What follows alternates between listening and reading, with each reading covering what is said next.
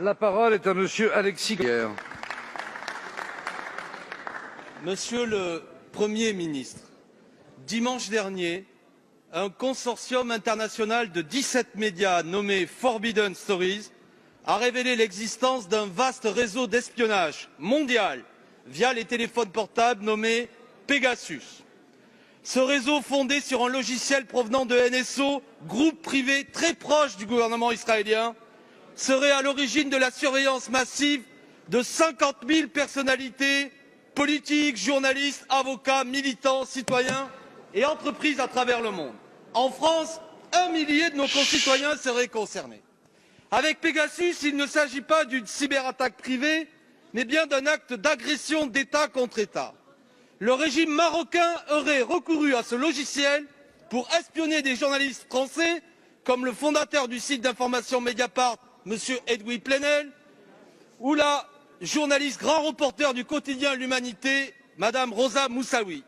Le gouvernement français, pour l'heure, n'a fait connaître aucune réaction officielle, si ce n'est quelques propos évasifs de son porte-parole.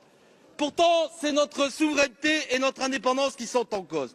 Monsieur le Premier ministre, devant la représentation nationale, je souhaiterais des réponses claires aux questions suivantes.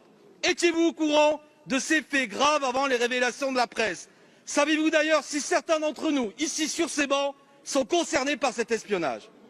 Pouvez-vous affirmer devant l'ensemble des députés que l'État français n'a jamais recouru, directement ou indirectement, à ce logiciel espion extrêmement intrusif ou à l'un de ses équivalents pour surveiller des journalistes et des responsables politiques français?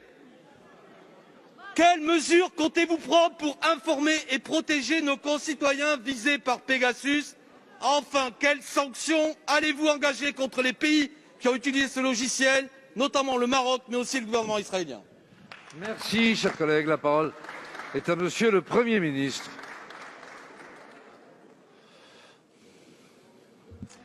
Monsieur le Président, Mesdames et Messieurs les députés, Monsieur le député Corbière, je vous ferai une réponse à la fois solennelle et très courte, en vous disant premièrement, les faits que vous venez de rapporter, s'ils sont avérés, sont effectivement d'une très grande gravité.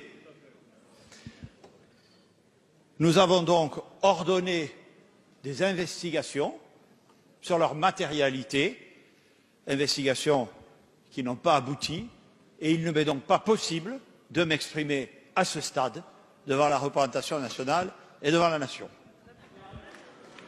Merci, Monsieur le député. S'il vous plaît, Monsieur le député. La sobriété de votre non-réponse me choque. Merci.